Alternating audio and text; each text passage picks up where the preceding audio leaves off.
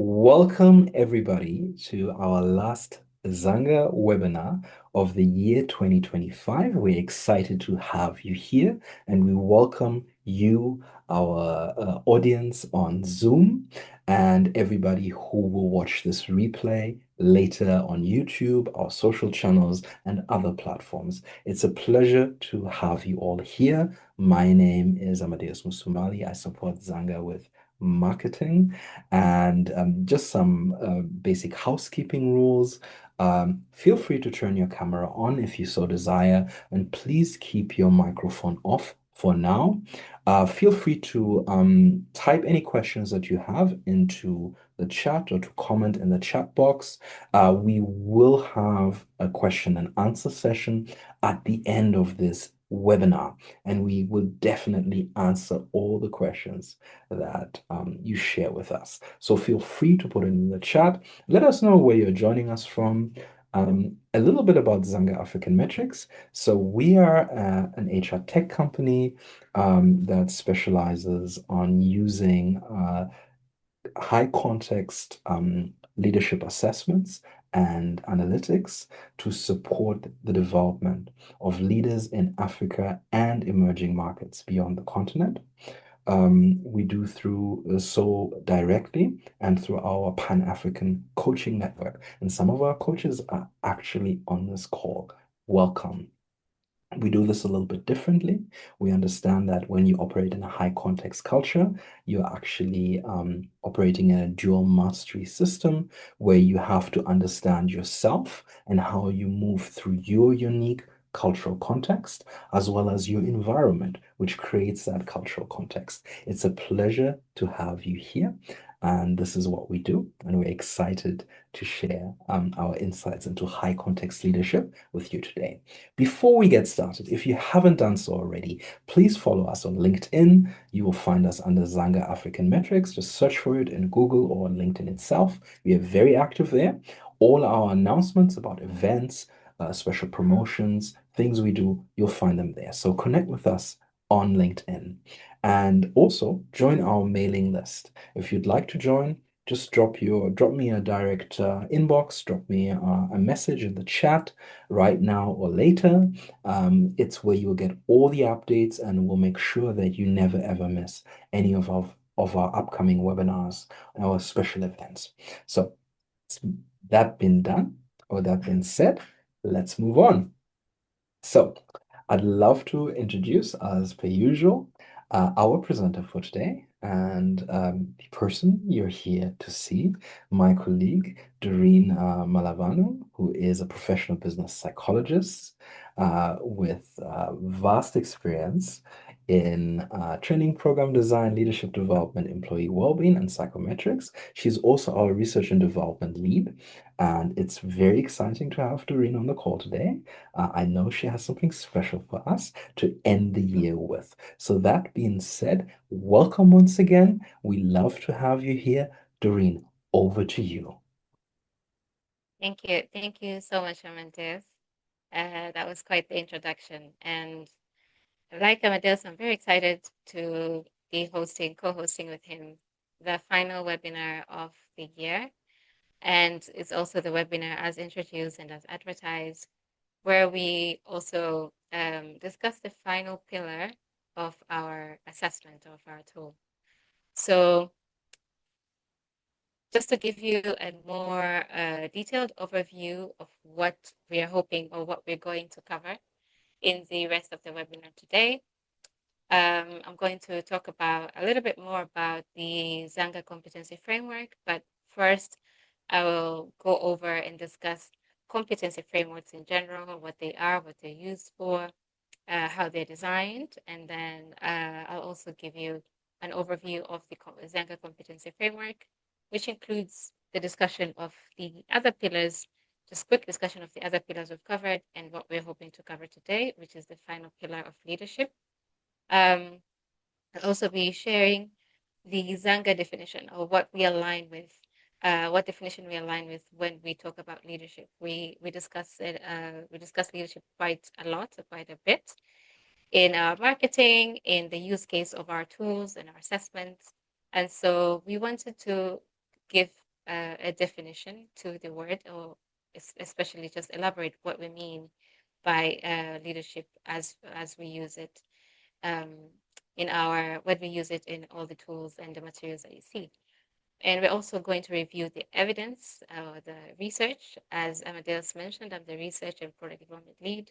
So I do a lot of research, read a lot of research, and make sure insights from this research is used in the development, product design, and development of all our tools. And then we're going to look at the competencies. So the leadership itself is a pillar, and within it, there are competencies, that is knowledge, skills, and abilities that we further define in our framework. So we're going to discuss those as well before now linking all that we would have discussed in terms of leadership, the competencies, to the assessment, and close up with some key takeaways for what you can start implementing today. And as Amadeus promised, a Q&A session that he will lead. So without further ado, we're going to hop into talking about competency frameworks. So in work in general, so when working in organizations, businesses, whichever context of work, there's usually some required skills, required abilities that somebody needs to have in accordance with the work that they're expected to carry out. And so competency frameworks, these are generalizations, or it's a set of knowledge and skills and abilities that contribute to superior workplace performance. And what I mean by this, so what is meant by competency frameworks usually, is say you are hiring an accountant, or you're hiring an accountant in that scenario, and you have a lot of people who meet the minimum qualifications for that role. So maybe it's a degree in accountancy, perhaps it's a certain level of knowledge of the material, so the technical, they really have maybe the same level of technical skills. But given the context of the industry that you're working in, perhaps they will need to, there's some special additional skills and knowledge that would in their case contribute to even more superior performance over and above just what the technical skills can deliver. So for example, if it's being very social with the team that they're working with, perhaps it's having an extroverted nature for the customers that they're going to deal with, again, depending on the industry and the nature of work that they do. So these competency frameworks, usually depending on the industry, depending on the company, depending on the role, they usually contain a combination of the knowledge, the skills, and the abilities. So it could be technical, but also non-technical. So perhaps personalities or work styles, or all these other things that would contribute in that case to superior workplace performance. So a lot of research has been done around competencies and competencies for leadership, for industries, and for other things. Like I mentioned, I have read I've come across competency frameworks for things like digital transformation. So what does a leader, or what does an individual contributor need? What do they need to be able to do in order to successfully implement digital transformations? But also I've seen that in the context of different industries. So digital transformation in construction and others. That is all to say that these combinations of the knowledge, skills, and abilities can be customized to these industries, the companies, the roles, and etc. But so it could be a bit confusing, though, to understand what exactly is included in these competencies or competency frameworks. So it can include things like personalities, or what are known as foundational dispositions. So how a person is themselves. So personality traits, but also it can include things that are more tangible. So what they know, that can be this can be evidenced by things like certifications and level of education. but also things that are measurable. So behavior, aptitude, cognitive ability, maximum ability, and such things. So for the Zanga competency framework, our framework is focused on the non-technical knowledge, skills, and abilities that contribute to the superior workplace performance. And the 4 pillars that form our competency framework are mindset, relationship, leadership, and execution. So we have in previous webinars discussed mindset, which is how a person thinks. So the systems and the frameworks that a person uses essentially to filter out information, decide what's important, and also just inform their attitude and the way that they interact with the world in general. But also we've discussed relationships. And if you haven't seen that video, we had a special guest come in and discuss research that he had done with us that looked into how leaders from high context versus low context environments utilize relationships in their work. But also we've discussed execution last month. And particularly we looked at problem solving and the skills, knowledge, abilities, the nature of the problems that leaders or people usually have to solve, and also the competencies that are key in order to solving those problems effectively in the workplace. And so today we're discussing leadership. And our competency framework in general is anchored in international leadership and management research and best practice. As I mentioned, we value our methods are very scientific. So that includes looking at and considering what the research says and weaving that into all of our solutions.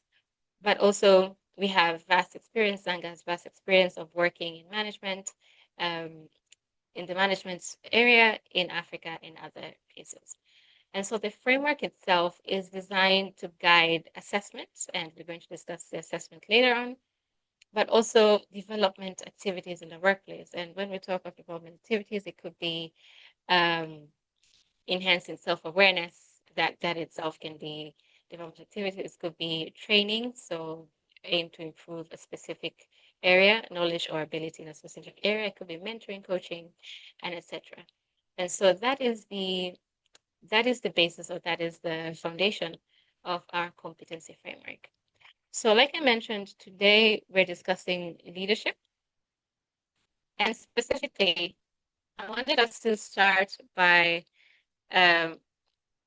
essentially addressing how vast the field of leadership is. So all these intimidating numbers on your screen are all related to the construct or the theory of leadership somehow. So 30,000 plus, that's the number of leadership books currently on Amazon. So if you go to Amazon and search leadership books, it has over 30,000 results. About or approximately 5,690,000, that is the number of articles, so scholarly articles based on research, etc., that are available on Google Scholar, which is where a lot of researchers, students, scholars, etc., go to look for materials.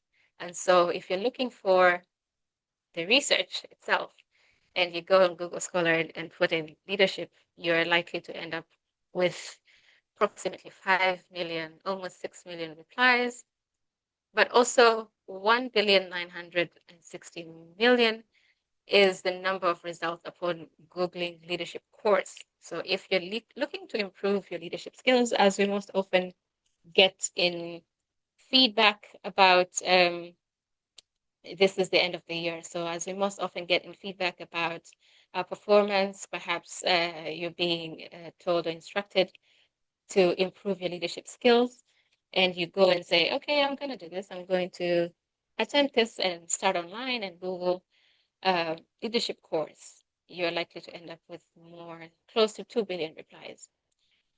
And so what this means is it can be very confusing and it is still very confusing to get a coherent, not only meaning, but a coherent way to understand the concept of leadership, but also apply those principles in your own work and develop in a way that you can see or you can achieve your goals. So that is what is available online. But also, if you look at the scholarships as the scholarship, as I said, um, we rely on research, not only, but primarily as a reliable source of information. And even if you look at the scholarly work on and the research on leadership, there is so many perspectives um, that so many scholars are attempting to bring or have brought to understanding leadership. And they're all very important, but again, it can be very confusing as somebody who perhaps wants to understand the fundamentals of leadership, um, but also get the practical implications of, okay, so what does, perhaps I understand that, I've been given feedback that I need to improve my leadership skills. So where do I start? If you go on Google Scholar and other scholarly sites, research sites, you're likely to end up with a mixture of insights from all of these theories. So from theories like Great Man, which essentially propose that are born to people are actually born to and grow up to do great things because of predispositions that they had at birth, or trait theories that are somehow in agreement with Great Man, but also add on that these traits are not just ones that people possess from when they're born, but also from ones that they gain in the course of experiencing life. So, for example, things like charisma. So, charisma is, as opposed to extroversion, charisma is, according to research, very much a learned trait, and people learn to sharpen it, but also learn to sharpen it over the course of their lifetime. But it's a key to effective leadership in some cases, in a lot of cases. But there's also theories of contingency that actually put forward that actually, no, a good leader or an effective leader is one that is able to adapt their style to the context that they're working in, including characteristics related to the people that they're leading and or characteristics related to the tasks at hand. So if they're looking to, for example, to start a company, so and the people that are around are people who have done this before. So the leadership style there would be different from um, the leadership style that somebody has to employ when they are leading a company that's been long established with people who perhaps inversely are not as experienced. So there is a nuance according to this theories. Similarly, dark triad focus on traits, specific traits, and how they can, for example, be good for leadership in the short term.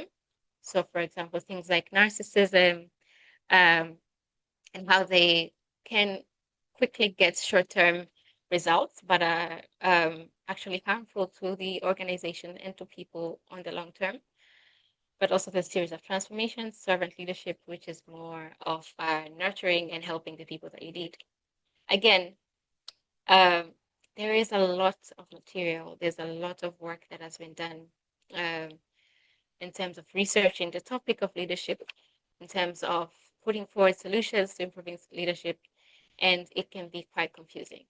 And so one of the main roles or one of the main advantages of competency frameworks is how succinctly they're able to present the knowledge, the skills, and the abilities that are put forward by some of these series, um, by some of the courses, the research, and the articles, and etc., um, in a way that is practical and in a way that enables a person to say, okay, so this is what I specifically need to improve. Because uh, for a person who wants to improve their leadership skills at work, and those are tied to a specific performance indicator or goal for themselves and the organization, it's a very long route to go and start reading up on all the series on leadership. It's good and it's enjoyable. I enjoy it, but it doesn't mean the practical implications are very clear or straightforward for them. So, so how do we define leadership? So We define leadership in alignment with the definition that is put forward by a researcher called Silver, who in 2016 published work that defined leadership as a process.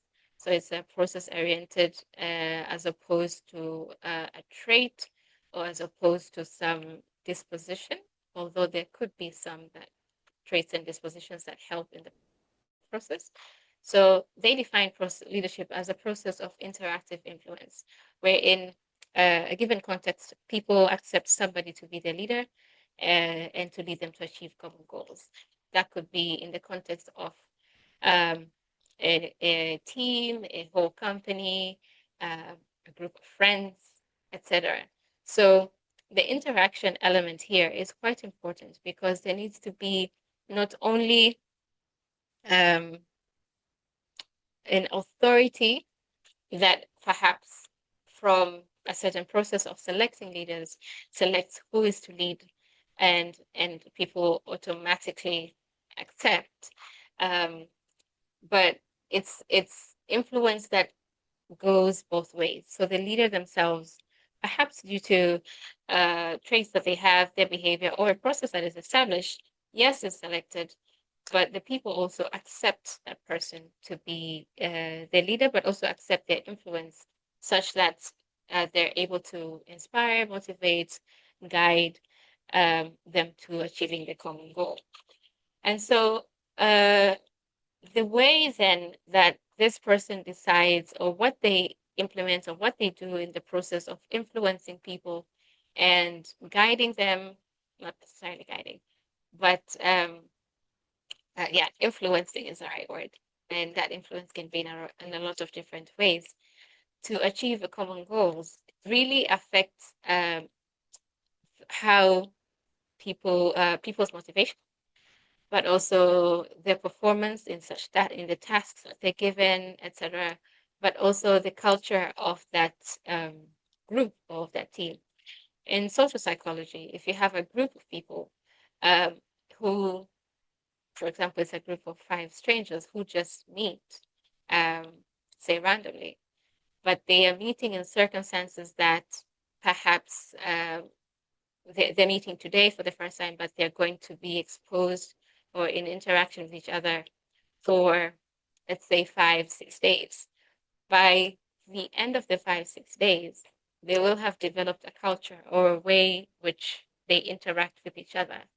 And so whoever emerged the leader within that group has a big role to play in terms of the culture that or the way that people are going to interact for that duration of time and perhaps even beyond. And it's the same in organizations. It's the same in teams, in departments, and in companies in general. And so what we focus on in the pillar of leadership is how a person then mobilizes people, so the people that they're leading, but also how they drive performance. And we are going to talk a bit more in detail about what we focus on, or what are the knowledge, skills, and abilities then that we include under this pillar, and the behaviors as well. So what are the likely behaviors for this person under different levels of mastery, and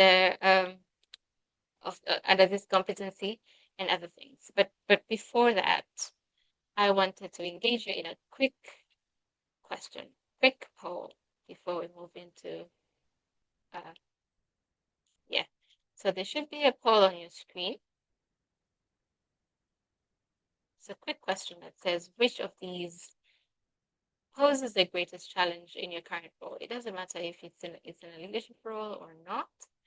And for the options here, we have establishing clarity and shared direction, maintaining momentum on key tasks, ensuring accountability without friction, but also developing team capability in a structured way.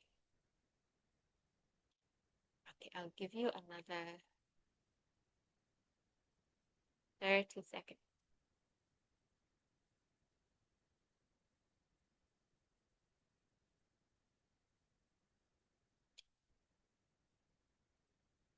And perhaps it's a mixture, but but which one is the most grueling task? Okay, so I'm going to share the results. So most of us actually have shared that 80%, in fact, have shared that what poses the greatest challenge in the current role is ensuring accountability. So perhaps in the people that you lead or in yourself, because you're also managing yourself in delivering for your work. So ensuring accountability without friction, that is the greatest challenge.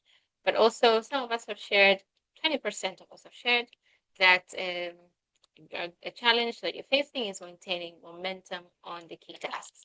So we're going to look at and these all are related to how we define and what we include under the pillar of leadership. And we're going to look at specifically what is a leader's role then in the what is the leader's role in maintaining the momentum, in accountability, in driving capability, and what is it related to on a bigger organization scale. Right. So the way the Zanga framework is designed and set up, like I shared previously, is we have the 4 pillars, and within each pillar we have a varying number of competencies, which we defined as knowledge, skills, and abilities that contribute to superior performance. And these are derived from our extensive work in management, change management, management itself, coaching, etc. on the continent, but also from research and from international best practice. So under the competency, under the pillar of leadership, we have 2 competencies. And the ways that these are differentiated is the orientation of a person's actions, So the first competency is leading teams, whereby this falls under the more of an outward orientation. So how is a person able to process and adapt to changing circumstances, stressful situations themselves, but also in the team. So whether they're able to, for example, share a common vision and help people stay motivated towards achieving a common goal or the common vision. But developing teams, so the first one is really focused on we need to get to some place, and I need to, as a leader, you need to motivate, inspire, guide, coordinate for people to reach to that place, whatever goal that you've set for yourself. And for developing teams, it's more of a capability or perhaps you could say a people orientation. So you look at the people, all of these two are also related. The people who are carrying out the tasks, and usually this is divided somehow, some way, depending on what they know, what they can do, and etc. And specifically, how are we building not only the sense of responsibility in the individuals, but also their abilities in carrying out the task now, but also in the future. And so developing them so that they're able to reach their potential. And the first one is motivating, guiding, coordinating so that they're able to do what they're required to do at that time. And so these competencies are quantified and they form part of the individual assessment tool, which we're going to discuss a bit further, a bit later. But for now, I want to further look at and lead you through these examples in practice. So when we say leading teams, so what do we mean, or what behaviors are involved in that competency? And why does the research, or what does the research say about why such behaviors are important and how they mirror and relate to other research in adjacent scholarship or adjacent research areas? So with leading teams, like I said, it's behaviors skills, abilities involved in leading people by providing them with direction, clarity, but also managing them and their work. And this is perhaps done through creating these shared goals and a unified sense of purpose. So things like, from simple things like a leader's ability to use unifying language as opposed to the divisive or inciting language, so that the people know they are all working together as one towards a common goal, and not working against each other as individuals, for example, or working against each other as departments. But also how they're able to influence the momentum of a project. So from initiating action, say this, we're going towards the end of the year. This actually is the end of the year. If there was a deadline that is in December 2025, so how would a person be able? How are they able to initiate the action? So get the team to get started on the task, but also to sustain that energy towards delivering and towards attaining the goal at the end. But also how somebody is able to build an environment of teamwork, of clarity, and orientation towards results. So these are the behaviors, and these are the things that we look at under the leading team's competency. And the research suggests that this competencies or these behaviors that we look at under this competency really mirrors task leadership in management, whereby a person, or we say it's a manager's task to provide direction, to provide structure, and to coordinate in terms of tasks. But also it's linked to short-term performance outputs. As you know, in leading, yes, there's a communication of vision, but usually there is also some shorter term outputs that we are eager to see and we want to see from a team. And so these competencies and behaviors under leading teams are linked predictively to that. That is, if you're able to consistently show and lead people in these ways and show these behaviors, then it's likely that the short-term outputs and the project velocity are going to show exactly what effort has been put into that. But also high-performing leaders, they demonstrate explicit goal communication. I was just reading something as well today about how the goal-setting theory is still relevant in 2025. I think we're quite familiar with this one.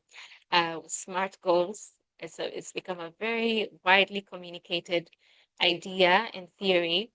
And for some, it's starting to look and seem a bit outdated, but actually the research supports that high-performing leaders until today still are good at setting goals, are good at communicating these goals, and are good at being very specific in the boundaries of tasks and roles that people are doing towards achieving these goals. And when it comes to developing teams, which we said is a more capability-oriented competency, so or people-oriented. So the behaviors that we're expecting somebody who or that are involved in this competency include how a person is able to develop and empower others in line with individual and business needs, but also how somebody or how a leader is enabling the growth of people through accountability, responsibility, sharing, and support, but also how they're able to recognize the strengths, acknowledge diverse skill sets, promote collaboration, and build an environment that values knowledge, learning, and collective capability.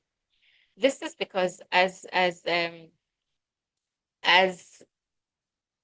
lot of research shows that in the workplace, we, of course, we work for a lot of reasons. We work because we find the work enjoyable. We work because we need to earn a living.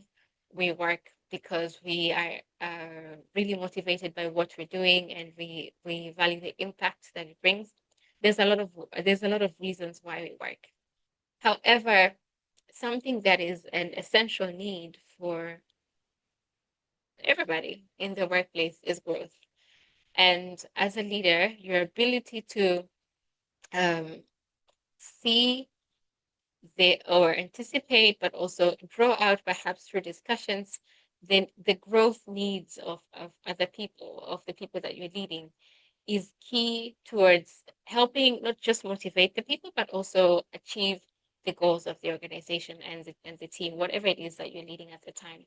Perhaps it's even a two-people department. And you are as I mentioned before, there's a big role that leaders play in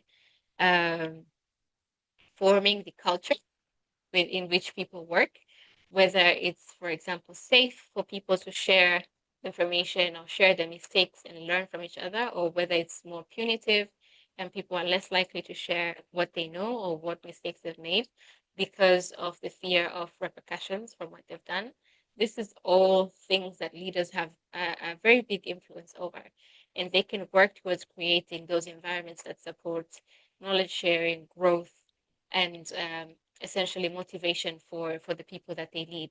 And even if you look at a very popular theory of leadership, which you might have heard, the transformational leadership, there is one pillar of transformational leadership that is individualized consideration. So, which shows that good leaders are able to consider what the individuals that they lead, or at least the direct reports. I know some people lead quite large teams, what they need and what would motivate them, and be able to do things like give them stretch assignments, or delegate some work, or do other things that they need in order to stay motivated. And so, in terms of also the research of the importance of what these behaviors are linked to, so these are linked to long-term performance. Like I mentioned, it's essential for people to grow in the workplace, and once they're in an environment where they're able to grow, they of course are more likely to retain or remain in these workplaces and be resilient as well in the work that they're facing. Similarly, effective leaders also allocate responsibility and stretch capability of the people that they lead, rather than merely complete tasks. So, as opposed to completing tasks themselves, they're able to delegate and give people time, but also resources to learn and to stretch their abilities and their knowledge, so that they're also able to take on these other tasks. So, a last quick poll from me before we now bring it home and see how is this related to the Zanga assessment and the Zanga approach. So the question is, which leadership development tools or approaches have you actively used in the past 12 months?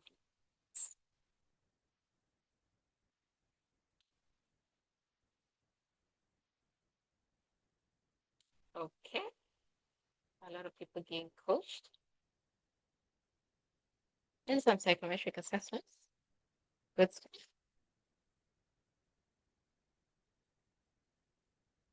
I'll give you another few seconds.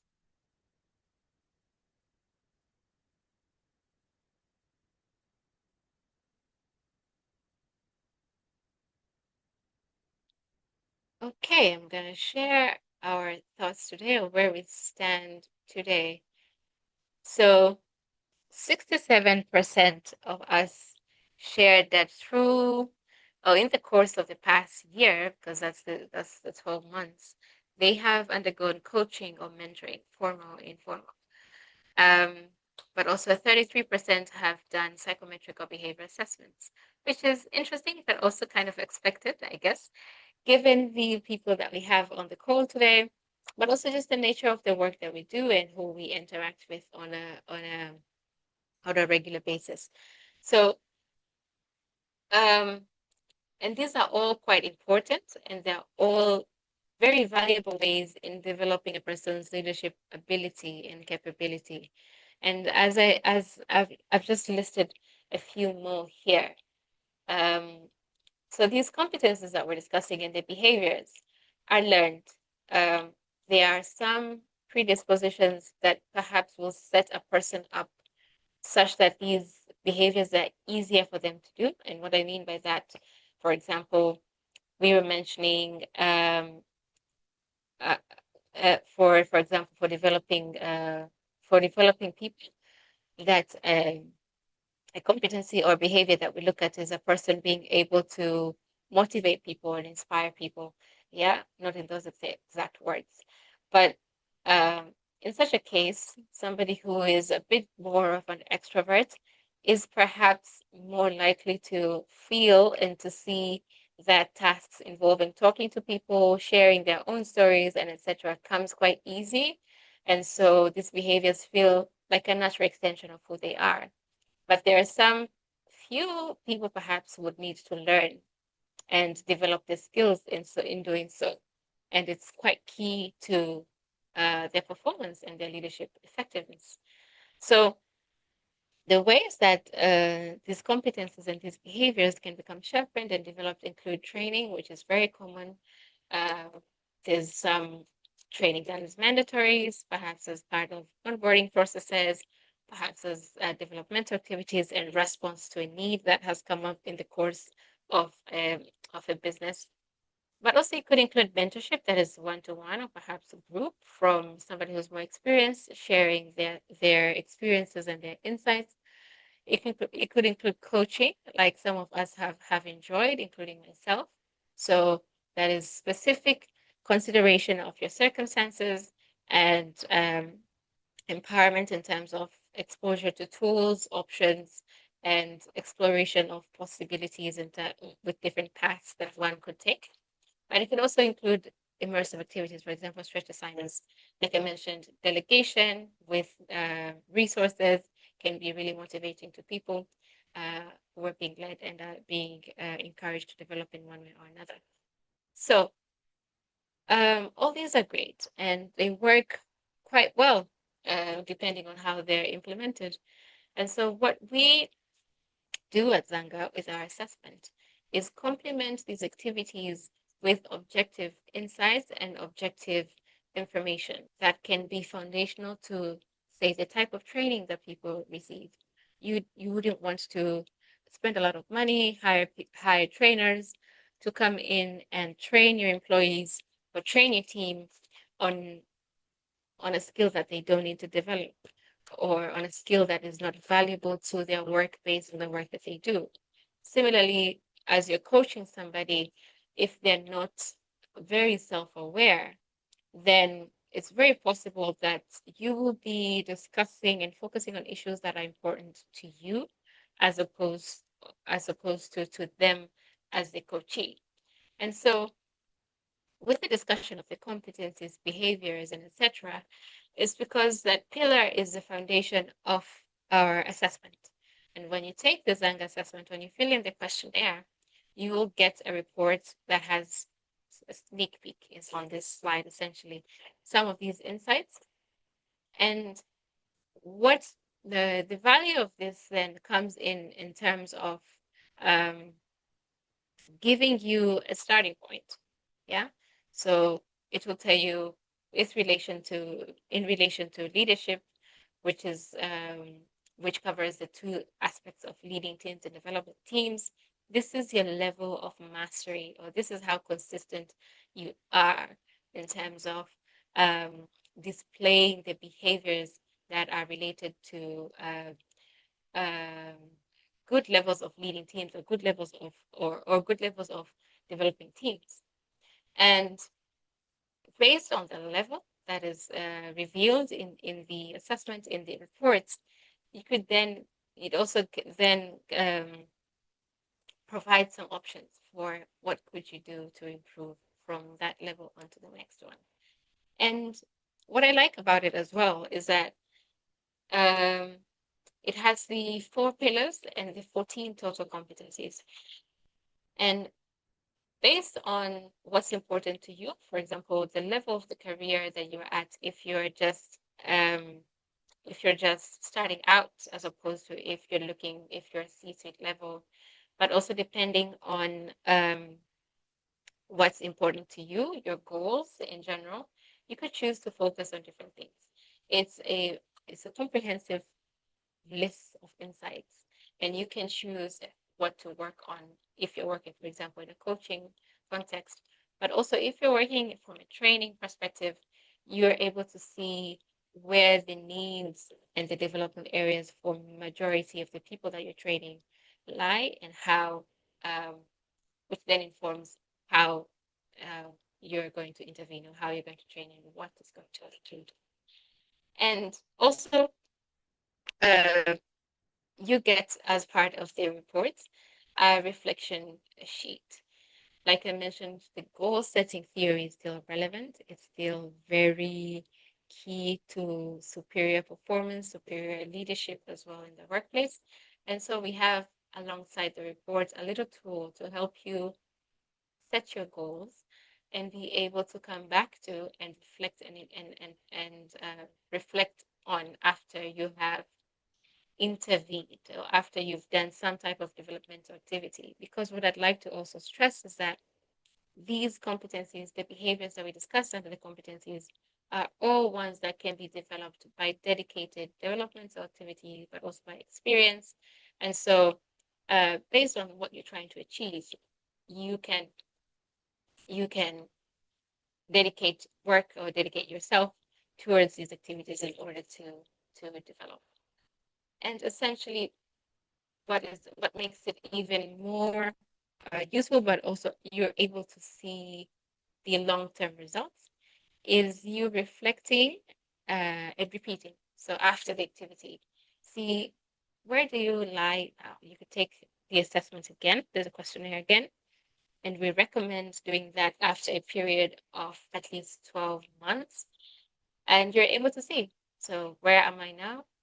What level of mastery have I reached currently? What can I do differently, do better, in order to reach the goals that I want to, perhaps in your career journey, in your leadership journey, whichever it is that you're pursuing at the time. Right. So with that, we have reached the end of our presentation. I just wanted to leave you with some 3 very key points or key takeaways from our discussion today. I say discussion, but it feels like one way. But we did interact. So something that we can start doing towards improving our leadership competencies, but also improving the ways that we develop our leadership abilities, is applying deliberate behavior diagnosis. And that's in the terms of the assessment, the tools that I shared, but also there's a lot of other tools that are available online. What is good to do, good practice when using these tools, is read about what type of insights you can expect from them, see if they're relevant to what you're trying to do, and decide which one would be most useful. But also, I'd advise you to stop relying on a single leadership mode. So, for example, if you, for different reasons, perhaps it's what you've been exposed to previously in the workplace, outside of the workplace, because leadership is an activity that happens even outside the workplace. It happens in community in general, in families, etc. Perhaps you've been exposed to a specific leadership mode, for instance, where somebody controls the tasks or is focused on the tasks, and successful completion of the tasks. But expand your understanding of leadership behaviors.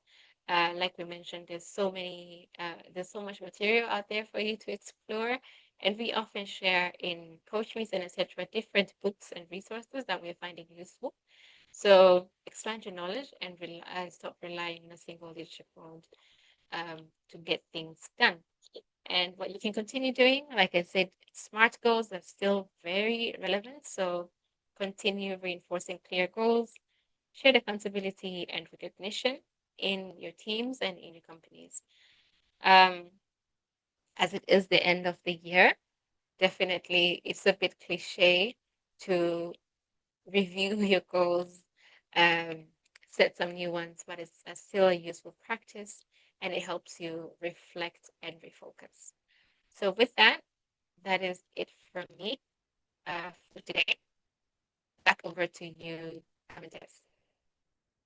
Thank you very much, Doreen, and thank you for this wonderful presentation, for everything you've shared. We are grateful.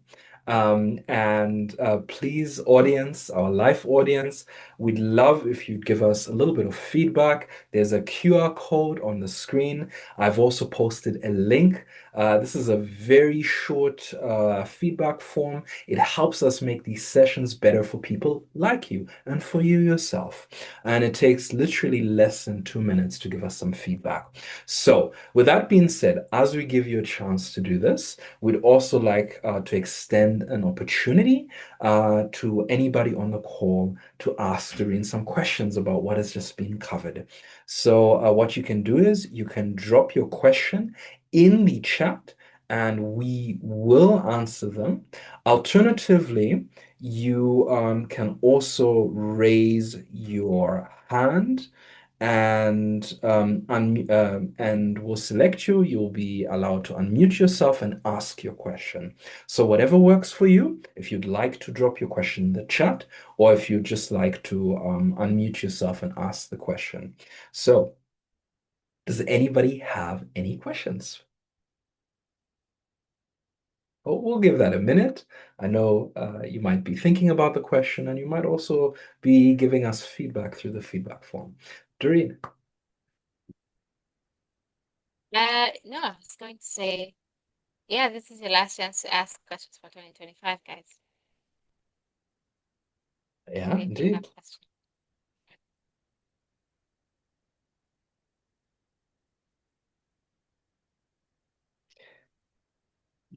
Let's end the year strong, as always, it's, I'm gonna it's take that it as a sign that they have all been attending our webinars religiously, and so they have no questions by now. So fantastic, fantastic. yeah, I think if nobody has a question, I'd like it as well to just say thank you for attending today, but also thank you for attending throughout the rest of the year. I'm sure some of us have also attended previous webinars, and we look forward to starting strong and perhaps also finishing strong in 2026. So thank you so much and see you January 29th. Thank you very much. We appreciate all of you who joined us today live, and we appreciate everyone who will watch this later on various platforms. So we say bye to you wherever and whenever you are, and wherever and whenever you will watch this. We wish those of you who watch this during the festive season a wonderful, safe, and relaxing festive season and a safe and great move into 2026. So that is Merry Christmas and Happy New Year from us. Be blessed, and we will see you in the new year. Goodbye. Goodbye.